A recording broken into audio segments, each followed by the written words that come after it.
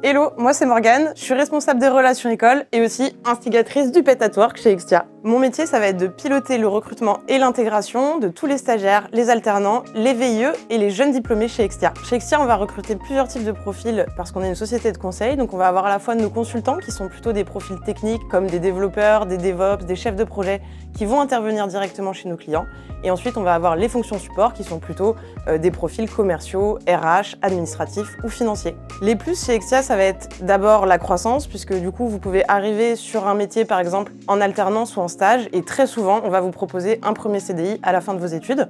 Et ensuite, le deuxième avantage, ça va être le d'abord qui ensuite quoi, c'est-à-dire qu'il n'y a pas forcément de profil type pour être recruté, on va pouvoir vous recruter plutôt sur votre personnalité, votre potentiel et vos soft skills. Pour vous donner un exemple concret de d'abord qui ensuite quoi, je peux parler de mon histoire, puisque moi je suis arrivée chez Extia en 2016, j'étais en stage, ensuite j'ai fait mon alternance, j'ai signé mon premier CDI en 2019, ensuite j'ai travaillé en tant que chargée de recrutement. Je suis partie pendant 2 ans pour travailler dans un grand groupe et finalement j'ai décidé de revenir chez Extia parce que la méthode de travail me manquait.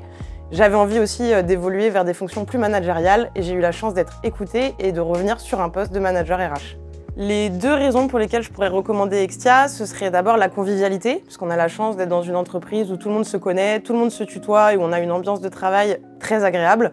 Et la deuxième chose pour laquelle je pourrais recommander Extia, c'est aussi pour les formations et l'apprentissage, puisque quand vous arrivez dans l'entreprise, vous avez un socle de formation qui vous est proposé, et ensuite vous pouvez suivre plein de formations différentes pendant toute votre carrière, comme par exemple des formations tous les mardis, ou par exemple des meet-up toutes les semaines, ou encore bénéficier des conseils d'un coach interne sur le développement personnel. Au-delà des conseils classiques que je pourrais vous donner pour un entretien, comme préparer votre entretien ou être vous-même, ce que je vous conseille surtout, c'est de voir l'entretien comme un échange, puisque ça va dans les 2 sens. C'est à la fois l'entreprise qui va voir si elle se projette avec vous, mais c'est aussi à vous de voir si vous avez envie de travailler dans cette entreprise. Et d'ailleurs, si vous voulez en savoir plus, on a fait plusieurs vidéos sur ce thème-là sur notre chaîne YouTube. Les 2 principales qualités qu'on va rechercher chez un candidat, ça va être d'abord l'esprit d'initiative, puisque rien n'est figé, nos idées sont écoutées, et du coup, on va pouvoir les porter dans l'entreprise. Et ça m'amène à la deuxième qualité, qui est la remise en question, puisque quand on porte une idée, on a le droit de se tromper, mais il faut être capable de rebondir assez rapidement.